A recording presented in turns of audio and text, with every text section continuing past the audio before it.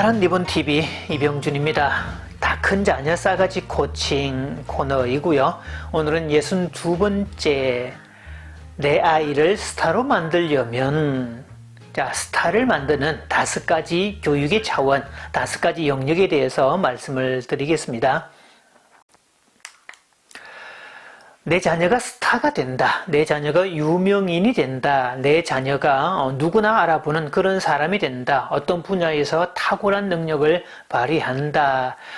이런 생각을 해보면요. 부모들로서는 정말 기쁘고 행복하고 자식을 낳은 보람을 느낄 수가 있을 겁니다. 가끔 오디션 프로그램 같은 데서 우승한 사람들의 모습을 지켜볼 때면 우승한 당사자도 지켜보지만 그로 인해서 기뻐하는 이 부모들, 가족들의 모습들도 함께 볼 수가 있죠. 그래서 그 이전의 모습과 또 우승한 이후의 삶이 대조되는 모습을 보는데요. 이때 가장 많은 헌신을 하는 사람들 당연코 가족일 테고, 가족 중에서도 부모님들일 테고, 또 부모 중에서도 아무래도 어머니의 역할이 크겠죠. 어머니의 눈물, 기도, 헌신 이런 것들이 우승하기까지의 큰 밑거름이 되고 힘이 되었을 텐데요. 그래서 우승자가 된 자식에게 초심을 잃지 말라, 이런 당부를 하는 모습도 볼 수 있습니다. 자, 그럴 때면 참 지켜보는 마음도 뭉클한데요. 스타가 되었다, 별이 되었다, 스타가 되는 거, 별이 되는 거, 흔히 별이 되었다고 할 때 별 모양을 그릴 때는 보통 이렇게 5가지 오각형으로 그리죠. 지역에 따라서는 삼각형으로 그리고 혹은 사각형으로 그리거나 다윗의 별 같은 경우는 육각형의 별 모습을 그리기도 하지만 세계 모든 나라는 대체적으로 별 모양을 그릴 때 이렇게 오각형의 모습을 그립니다. 스타는 오각형의 모습을 가지고 있다라고 전제를 깔고요. 이 원동현 박사는 이것을 5차원 교육이다, 5차원의 영재 교육이다, 5가지 차원을 골고루게 발달시켜서 탁월한 인재를 만들자, 이런 주장을 하고 있는데요. 이것은 리비히라는 생물학자가 말했던 최소량의 법칙과 상통하는 부분입니다. 이 최소량의 법칙은 어떤 식물이 자람에 있어서 여러 가지 영양소가 필요한데 식물이 자라는 끝 지점은 가장 적은 영양소에 공급되는 분량만큼만 성장한다라는 이야기죠. 다른 게 아무리 풍부해도 가장 적은 요소가 절대적인 영향을 미치기 때문에 그 부분을 골고루게 이렇게 키워주어야 고른 생장을 이룰 수가 있다라는 이야기죠. 보통 이 나무 물통으로 설명을 하는데요. 이 플라스틱 물통이 있기 이전에 예전에는 나무를 가지고 직사각형의 긴 나무를 연결해서 이렇게 물통을 만들었었죠. 높이가 다른 어떤 그 나무를 가지고 물통을 만들었을 때 물이 채워지는 양은 가장 그 중에서 낮은 높이에 해당되는 그 부분만큼만 물을 채울 수가 있다라는 뜻으로 해석을 합니다. 그래서 자녀를 교육할 때는 5가지 차원의 영역을 골고루게 다 알아야 되고, 그 중에 어느 것 하나라도 부족하지 않도록 균등하게, 균일하게 맞춰줄 필요가 있죠.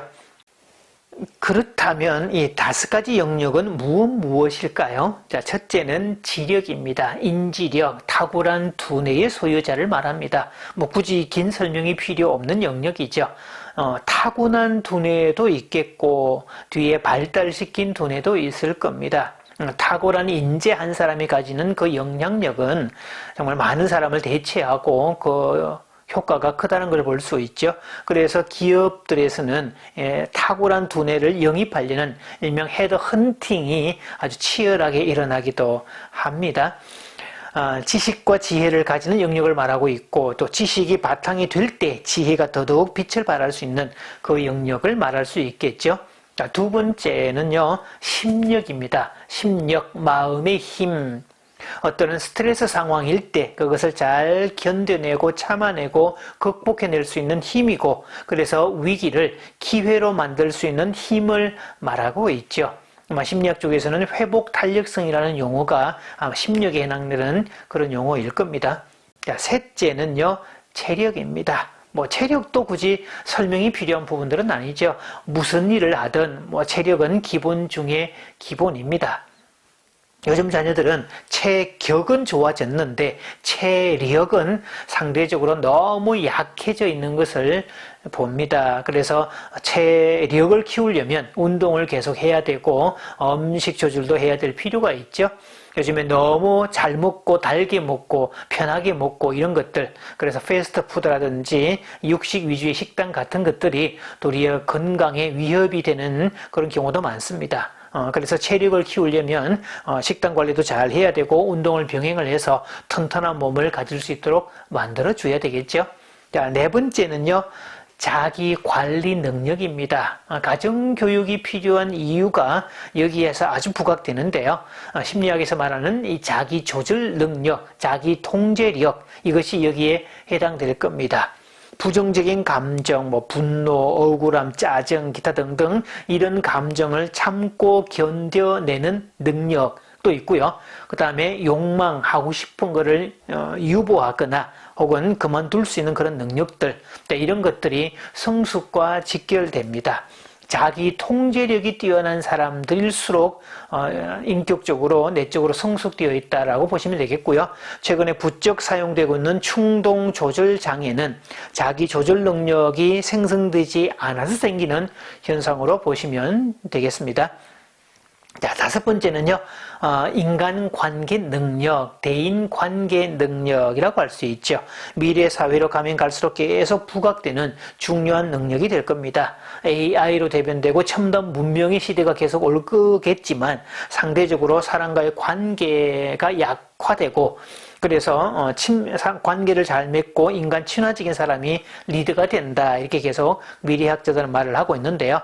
인간과 사람이 서로 친하게 지낼 수 있는 거, 관계를 잘 만들어가는 거, 갈등이 있어도 잘 풀어가는 그런 능력들은 미래로 갈수록 필요한 부분들이 되겠죠.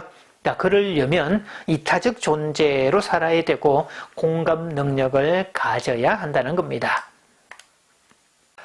다섯 가지를 이렇게 골고루 갖춘 사람은 유능하면서도 인간성도 좋은 그런 사람이 될 겁니다. 그래서 이 학교 교육만으로는 부족하다는 것을 기억을 해야 되겠죠. 왜냐하면 학교 교육은, 제도화된 교육은 생존 교육이고 기능 교육이기 때문에 이 아이가 세상에 나가서 먹고 살 수 있도록 도와주는, 주로 그래서 지력 위주의 교육이기 때문에 다른 부분은 턱없이 부족할 수 있습니다. 그래서 학교에서 배우는 교육 외에 가정교육이 절대적으로 필요하겠죠. 자, 거기에 반드시 플러스 해야 될 것, 이 다섯 가지 영역을 골고루게 만들어갈 수 있는 가장 탁월한 방법 중에 하나가 독서입니다. 독서의 중요성은 아무리 많이 강조해도 지나치지 않을 건데요. 사실 아인슈타인이 천재로 알려져 있지만, 자, 이 사람이 어릴 때는 바보 취급을 받고 놀림을 받았다는 사실을 아는 사람은 그렇게 많지 않습니다. 어릴 때는 정신 발달이 늦어서 학교에서 놀림을 당하고요.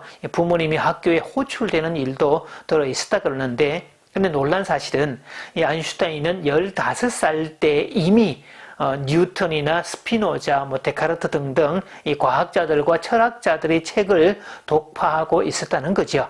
자, 그 이면에는 그 어머니의 독서 교육이 있었다는 점입니다. 즉, 아인슈타인을 천재로 만든 것은 제도화된 학교 교육이었다기보다 그 이전에 어머니를 통한 독서에 있었다는 것을 알 수가 있죠. 요즘같이 디지털이 일반화된 시대에 독서는 어쩌면 이 아날로그식의 교육이 될 수 있겠지만, 사실 요즘 아이들에게는 태어날 때부터 스마트폰이나 디지털 기기가 몸의 일부가 된 세대에게는 오히려 아날로그 요소가 더더욱 필요하다는 거죠. 그래서 독서한다고 하면 무슨 교양서적이나 무슨 두꺼운 책을 이야기하기 쉬운데요.